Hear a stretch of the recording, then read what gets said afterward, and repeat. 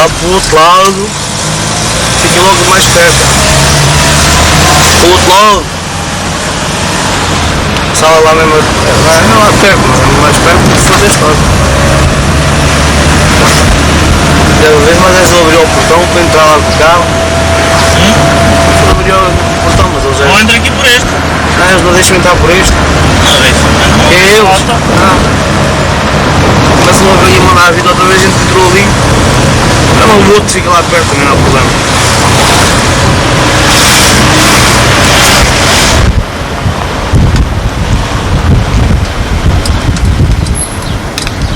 Mas eu devem estar aí, devem estar.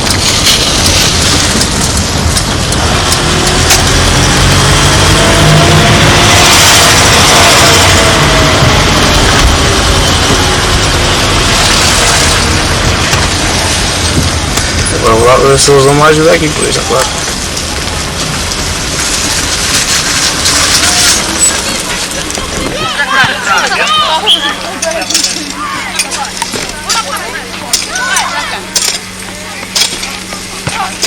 Essa merda, caralho! Vai tomar o caralho!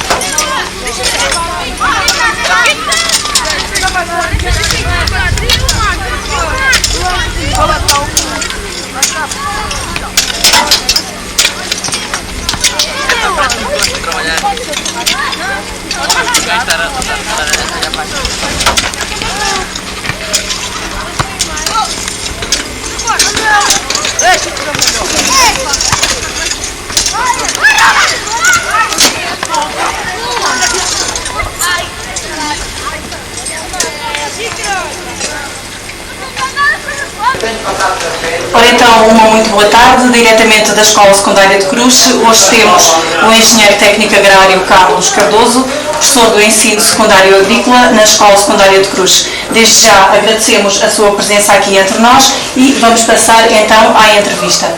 Professor Carlos Cardoso, como acha que se tem vindo a desenrolar a integração de Portugal na CEE no domínio da agricultura? Bom dia, antes de mais.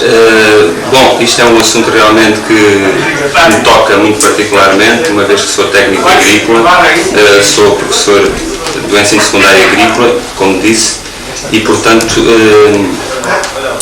e além disso, como estava a dizer, tenho também um projeto aprovado, porque sou agricultor, portanto tenho acompanhado isso mais ou menos com interesse. Bom, posso dizer que se tem vindo a desenrolar já há pelo menos 6 a 7 anos. Esse desenrolar da integração tem tido fases, mas no caso concreto de Portugal, como se sabe, o nosso país tem uma dinâmica diferente dos outros países da CEE, porque é um país que está muito mais atrasado em termos de desenvolvimento da agricultura e portanto, esse desenvolvimento, esse fraco desenvolvimento vai se repercutir com certeza depois no futuro, quando se fizer a integração plena. Sobre o aspecto de como se tem vindo a integrar, bom, eu penso que tem-se vindo a integrar com aquilo que poderia ser considerado normal. Existem departamentos no Estado que são próprios, portanto, para tratar dessas definições e dessa organização, e parece que nesse domínio, portanto, as coisas têm sido feitas com o máximo de legalidade. Portanto, falou-nos que era agricultor também, além de exercer a sua profissão aqui na escola. Portanto, como é que acha que os produtos portugueses irão oferecer uma maior competitividade a nível comunitário? Os produtos portugueses e a competitividade depende das negociações que têm sido feitas. Portanto, as negociações têm sido feitas essencialmente com base nos produtos que o país tem possibilidade de produzir. Ora bem, o país tem possibilidade de produzir relativamente poucos produtos, porque é um país essencialmente florestal. O nosso país não é um país agrícola propriamente dito. Ainda há pouco tempo o Ministro da Agricultura dizia que o nosso país só tem possibilidades de ter 8% da sua área agrícola destinada, da sua área geográfica destinada, portanto, à agricultura. E desses 8% não há dúvida nenhuma que são as áreas de regadio de grande produção que estão localizadas essencialmente aqui no sul, na zona, portanto, do Val do Tejo, do Val do Sorraia, do Val do Sado, na região do Guadiana, portanto, os bairros de Beja, e depois as zonas ali da Aveiro, para a produção de leite. Penso que o nosso país está muito limitado sobre esse aspecto. Desenvolvimento da agricultura, expansão, não desenvolvimento, mas expansão da agricultura, tenho a impressão que já se expandiu em termos de área geográfica aquilo que tinha para expandir. E aliás, aquilo que tem que acontecer agora realmente é haver uma reapreciação dos terrenos que estão hoje em dia agriculturados e que vão ter que ser transformados em terrenos florestais como eram aqui há 200 e 300 anos. Sim. Sr. Engenheiro Carlos Cardoso, será que Portugal tem sido atingido ou irá ser pelo problema dos excedentes? Com certeza que sim, nós temos alguns produtos agrícolas que eu estou convencido, não sou especialista nisso, como deve compreender, mas existem determinados produtos realmente que os agricultores vão sofrer esse problema, e um deles, não há dúvida nenhuma, que é o problema do leite, penso eu. O leite é um produto que é excedentário já na Comunidade Económica Europeia. Os seus derivados, portanto leite, queijo, etc., são tudo produtos que Portugal vai sentir com certeza esse efeito. E eu chamo a atenção para este problema do leite, porque Portugal, ou seja, a produção de leite em Portugal é feita à base do minifúndio. Ou seja, indivíduos que produzem uma, duas vacas leiteiras, portanto produzem 20 ou 30 litros de leite por dia, têm 1 ou 2 hectares de terra e, portanto, são indivíduos que não podem, estou convencido, ir muito mais além em termos de alternativas. Ora bem, esses indivíduos vão ficar limitados com certeza na produção mais tarde. Um outro excedente, e esse é nítido, é a fruticultura, são os frutos. É o problema do pêssego, da maçã, etc. Portanto, isso vai ser com certeza um problema muito grande, principalmente aqui com a nossa vizinha Espanha. A Espanha é um país, é uma potência produtora de fruta, principalmente pêssegos, e assistiu-se já o ano passado em que não houve limite de cotas de importação de fruta para Portugal e em que a Espanha meteu aqui toneladas e toneladas de pêssego e os preços caíram. Os agricultores sentiram, os fruticultores sentiram muito esse problema de não conseguirem controlar tanto a entrada dessa fruta. E notou-se precisamente esse excedente. Quanto a outros produtos, realmente temos produtos em que podemos competir bastante. E essa competição vai ser a nosso favor, como por exemplo o tomate, como por exemplo o milho. Principalmente serão estes dois produtos que Portugal vai ter realmente possibilidade de competir, e a nossa região, aqui a região de Cruz, encontra essas vantagens, essas possibilidades, porque é uma zona realmente de grande produção de tomate. Inclusivamente é a zona que produz o melhor tomate do mundo, está aprovado. O tomate, portanto, que contém aquelas características industriais que são fundamentais para ser valorizado. Muito bem, então já sabemos que temos que começar a comer muito tomate aqui de Cruz. Industrial, portanto, a parte concentrado de tomate pelado, polpa de tomate, realmente aqui é a zona que tem melhor qualidade. Portanto, continuando, quais foram as infraestruturas para Portugal competir com os seus parceiros? As infraestruturas? Sim.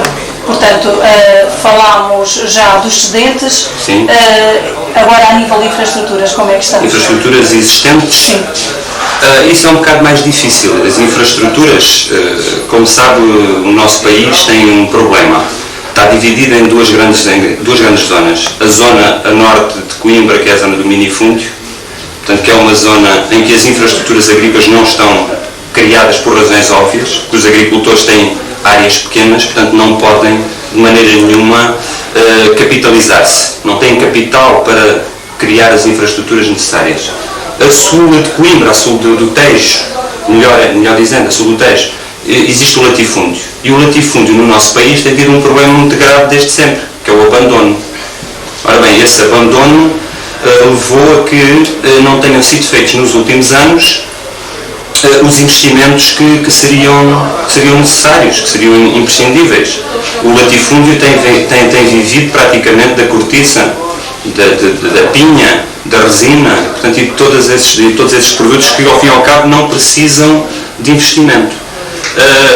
De 1986 para cá, o que é que aconteceu? Realmente aconteceu um grande impulso, tem havido realmente um grande impulso, e esse grande impulso está relacionado essencialmente com os incentivos monetários que têm acontecido. No entanto, parece-me que o mais grave de toda esta falta de investimento que aconteceu nos últimos anos em Portugal, na minha opinião, como técnico, claro, e como pessoa que estou ligada à agricultura, foi, não há dúvida nenhuma, uma péssima reforma agrária. Isso não há dúvida que foi. A partir de 1975 deram-se as ocupações dos terrenos agrícolas, dos latifúndios, e a partir daí, pronto, quer dizer, houve uma desorganização de tal maneira no sistema fundiário que as pessoas deixaram de investir, fugiram das terras, as terras ficaram abandonadas ou entregues a pessoas sem conhecimentos mínimos, quer de contabilidade agrícola, quer do que é o investimento, e realmente as terras têm estado, as explorações agrícolas têm estado descapitalizadas, portanto não pode haver investimento. Portanto, mas fala-se agora que a reforma agrária vai terminar em Portugal. A reforma agrária já terminou oficialmente, no papel já terminou, portanto já há publicação no Diário da República, penso eu, acho que foi há 2 ou 3 dias, que, portanto, a reforma agrária terminou por isso simplesmente. E então será que as coisas agora vão ser diferentes? Pois, mas já se assiste a esse impulso, precisamente porque de há 4 anos ou 5 para cá, houve uma salvo-lei, que é a Lei Barreto, não sei se ouviram falar, que permitia, como é que eu ia dizer, que os antigos proprietários das terras pedissem reservas nessas mesmas terras que foram ocupadas. Portanto, tem vindo há 5 ou 6 anos esta parte a ser entregues muitas explorações agrícolas que, entretanto, sim, começaram a ser exploradas, e tem havido mais como é que eu ia dizer, tem havido mais um investimento localizado nessas explorações. Um outro problema, este mais no norte do país, e que também provoca a descapitalização das propriedades e, obviamente, a não existência de recursos nessas propriedades, é o problema da falta de emparcelamento agrícola. E o emparcelamento agrícola, como se sabe, e como a maioria dos portugueses sabem, no norte principalmente, tem sido feita com muito êxito em Espanha, no norte de Espanha. Os espanhóis têm o mesmo problema que nós na região da Galiza, em que existe um minifúndio, e que, entretanto, através do emparcelamento já vem sido feito desde há 10 anos para cá, portanto, repare na diferença.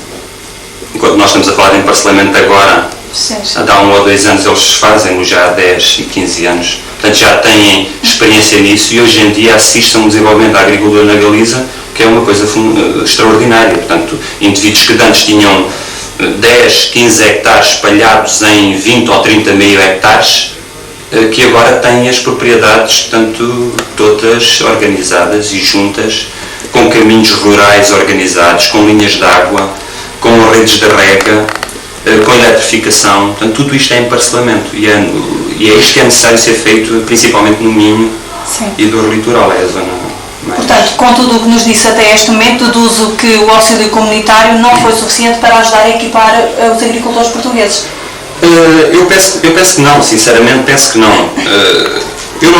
Ou por outra, não direi que não foram suficientes. Agora, a pergunta que eu faço e que me faço a mim mesmo, sim, é se terão sido utilizados convenientemente. E já tem a resposta? Não, sinceramente não. Se terão sido canalizados para as pessoas certas, para as explorações agrícolas certas, e se as pessoas que usufruíram deles os utilizaram, portanto, corretamente. E depois é o problema ainda mais grave, que é ajudar-se e não se criar meios para essa ajuda depois, para a ajuda concedida. Eu vou ser específico nesse aspecto.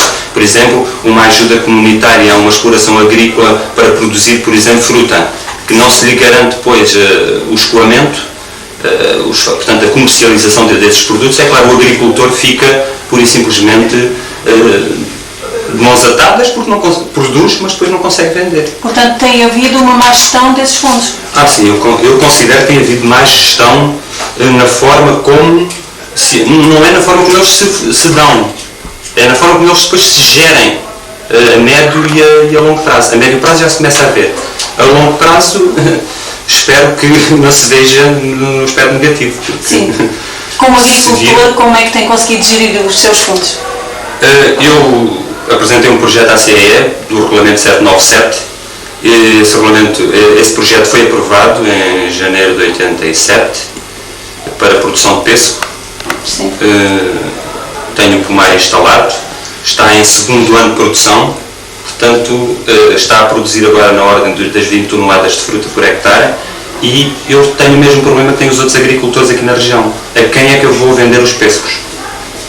Portanto, veja, deram-me dinheiro a fundo perdido, eu investi dinheiro, porque tenho que investir como jovem agricultor, incentivaram-me a produzir, e agora não me resolvem o problema da comercialização. Terei que ser eu a resolvê-lo recorrendo aos intermediários, ou então ao cooperativismo, que seria o ideal. Sim, sim.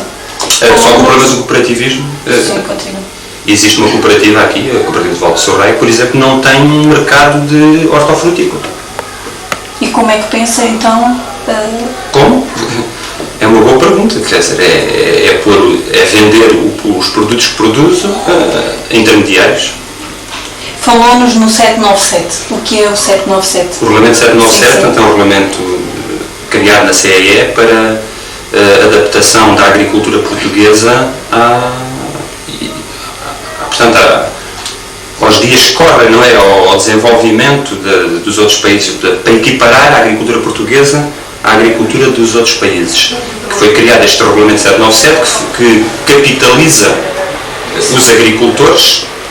Isso é um bocadinho também vago, mas de qualquer maneira isso era muito discutível, mas pelo menos essa é a ideia que eles têm, é de capitalizar os agricultores, dar-lhes subsídios a fundo perdido para os fazer investir, para fazer, portanto, desenvolver a agricultura.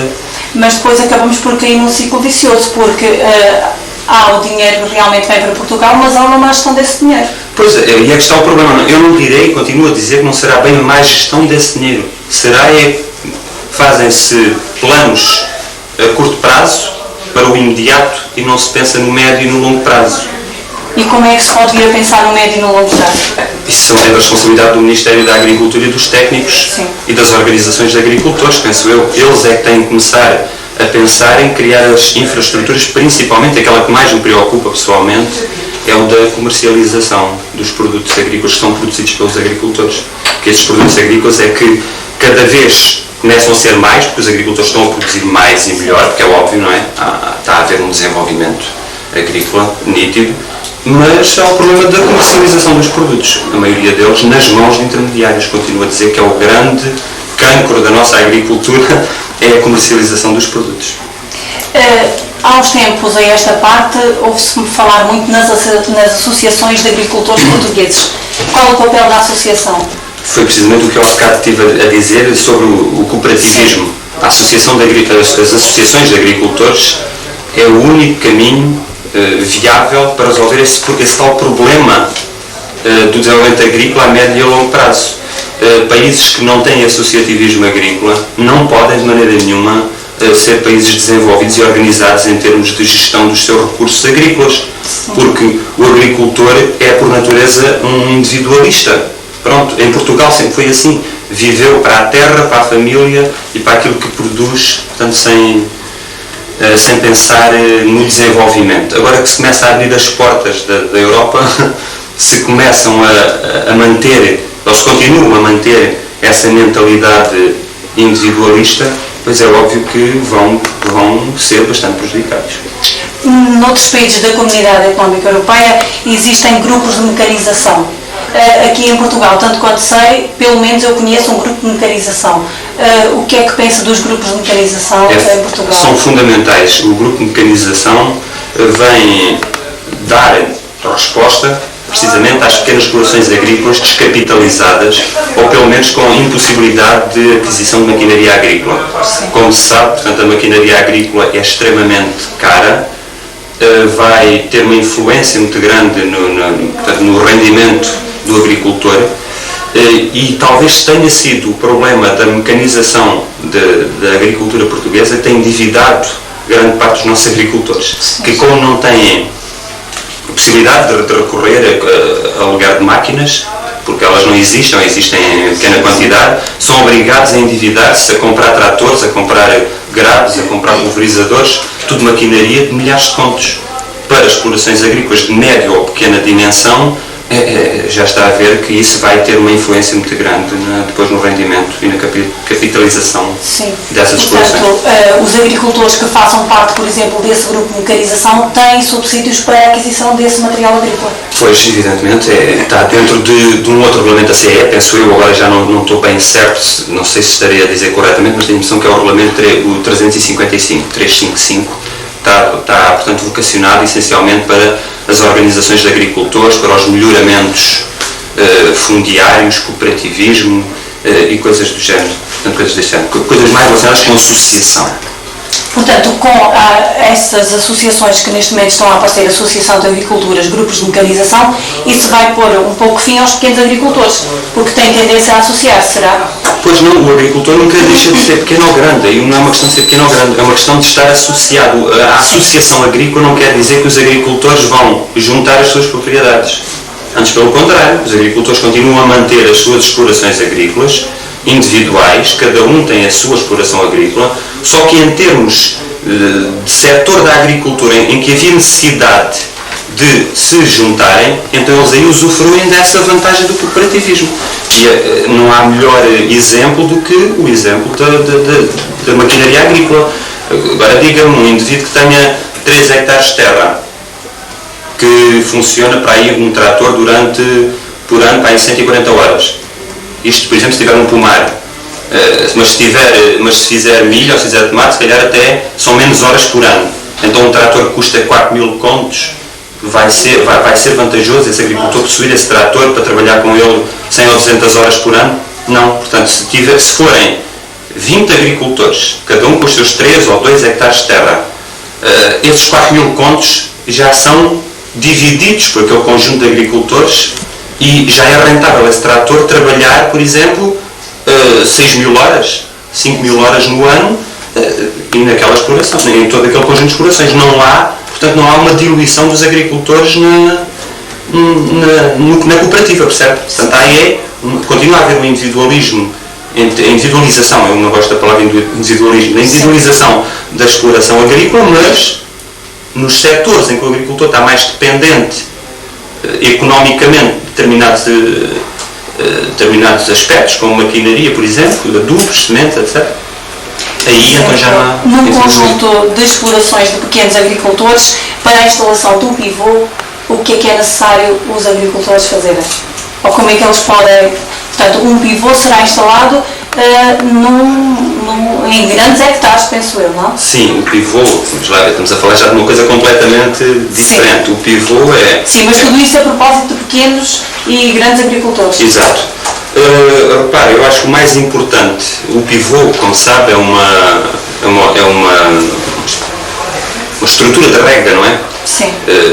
De grandes dimensões, realmente, muito cara, muito onerosa para os agricultores, mas penso, na minha opinião pessoal, penso que o pivô está vocacionado para ser adquirido apenas por grandes agricultores, ou portanto, em grandes explorações agrícolas, uniformes. Sim, desculpe interrompê-lo, mas, por exemplo, se os agricultores se associarem, os pequenos agricultores, e formarem, ou colocarem o pivô nos seus terrenos.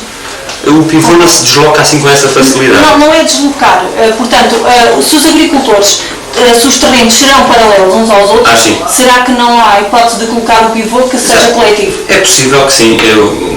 Isso serão casos particulares, portanto eu não estou a ver grande vantagem nisso, sinceramente. O agricultor, por exemplo, para adquirir um pivô, tem que ter pelo menos 20 ou 30 ou 40 hectares de terra semeável, por exemplo, milho, por exemplo. É claro, se são pequenos agricultores, normalmente o milho, a utilização da cultura do milho já não será rentável. O milho é uma cultura arvense. Uma cultura arvense, para quem não sabe, é uma cultura que é realizada em caráter extensivo. Só é viável economicamente quando feita em grandes áreas. Portanto, o pivô é um sistema de rega utilizado precisamente para este tipo de culturas de grandes dimensões. Ora, caímos sempre no mesmo erro. Se são pequenos agricultores com pequenas áreas a produzir uma cultura que é vocacionada para grandes áreas, estamos aqui no mesmo erro. O que é que interessa ao pivô ir regar 2 hectares a um, 2 hectares a outro, mais 1 hectare ao outro? Quando na realidade o problema está no tipo de cultura e no seu nível de rentabilidade. Portanto, esses pequenos agricultores não podem ir. ir produzir milho, eles têm que ir produzir culturas forçadas, têm que ir para as estufas, têm que ir para culturas, portanto, para flores, para coisas desse género, que são mais rentáveis para pequenas explorações. Sim, porque depois o milho também vai implicar, por exemplo, um secador de milho, não? Isso já teria que haver o tal associativismo, claro, Sim, exatamente. sim. E aí penso que só médias e grandes explorações estão vocacionadas para isso. Sim, sim. Voltando agora um pouco ao nosso tema, quais as perspectivas do futuro para a nossa integração na comunidade e a nível da agricultura? Eu, sinceramente, eu vejo essas perspectivas, esse futuro muito, muito negro, se quiser. Portanto, se permite a expressão, é mesmo negro, penso eu. Porque o problema está na competitividade. A competitividade é o que mais me preocupa no futuro. Portanto, a competitividade, ao fim e ao cabo, o que é?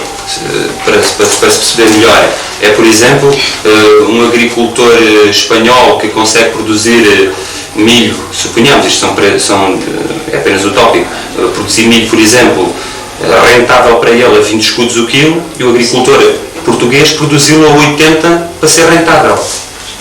Portanto, isto é que se chama a tal concorrência que existe. Portanto, o agricultor português tem que se reconverter completamente. Ora, e isso tem que ser feito muito rapidamente, porque a partir de 1993 abrem-se as fronteiras, portanto há uma comercialização livre dos produtos agrícolas, embora na agricultura não seja bem assim. A agricultura portuguesa tem portanto, uma zona tem uma época, portanto, de expansão maior, de adaptação maior, vai até o ano 2002 ou 2006, mas de qualquer maneira penso que o futuro não deve ser visto com muito otimismo. Eu, como técnico, digo, não deve ser visto com muito otimismo, precisamente porque acho que não estão criadas as condições de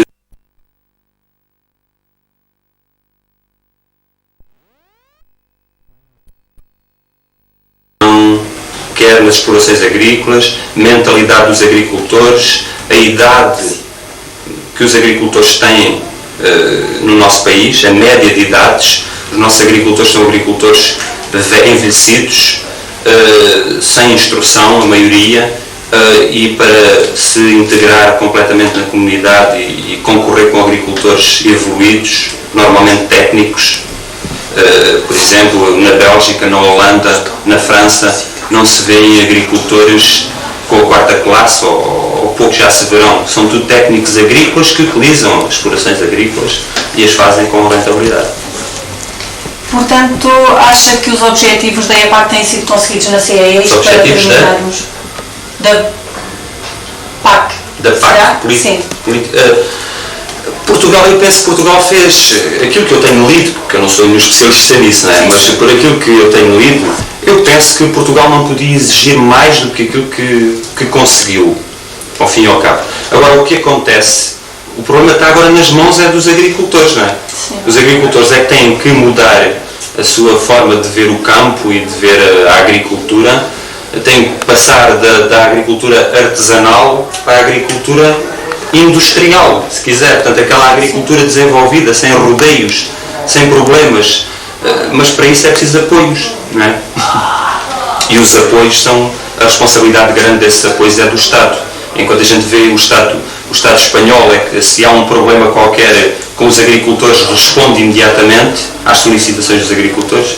Em Portugal, quando há problemas de ordem natural, meteorológica, o Estado português responde, mas responde muito atrasado. Só a título de exemplo, este ano agrícola foi um ano agrícola péssimo, como toda a gente sabe. Não se fizeram cereais de outono e inverno, praticamente. Não há forragens para o gado. As chuvas destruíram praticamente todas as linhas de drenagem dos agricultores aqui nesta zona.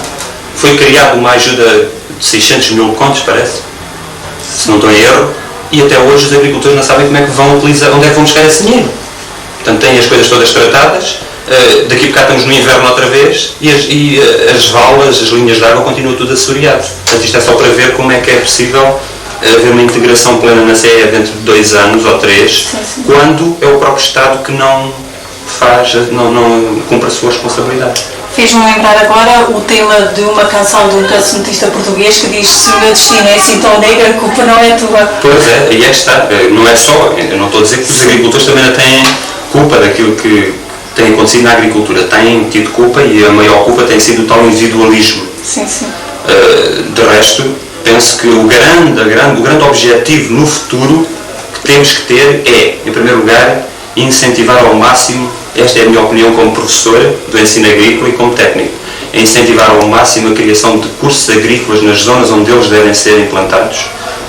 Não percebo como é que há cursos agrícolas em Lisboa, no Porto, em Coimbra, e porque é que não os há, por exemplo, aqui no Alentejo, em muitas terras do Alentejo, nas beiras. Portanto, o ensino agrícola tem que ser incentivado, e nomeadamente o ensino técnico-profissional, que temos aqui na escola, um ensino técnico-profissional com um currículo invejável, posso lhe dizer, portanto, com disciplinas e com um desenvolvimento curricular do melhor que há, penso eu, e que não estão a ser aproveitados por falta de condições materiais e principalmente o dinheiro. Portanto, criam-se cursos e não se criam os apoios. Temos aqui professores competentíssimos. Como é o seu caso? Não estou a dizer por mim, mas temos aqui 9 professores, todos professores técnicos agrícolas, que muitas vezes fazem aqui o seu trabalho a pensar, e não pode ser de outra maneira, a pensar nos alunos e no futuro deles como técnicos agrícolas, quando sabemos que temos tão poucas condições, e isso é pena. E quando se fala tanto em educação e não sei o que, coisas do género. Sim, muito haveria por dizer, mas o tempo não para e nós temos mesmo que terminar. Agradecemos a sua presença aqui connosco, e então uma muito boa tarde. Connosco hoje o engenheiro técnico agrário, engenheiro Carlos Cardoso. Não é? Então boa tarde. Muito obrigado.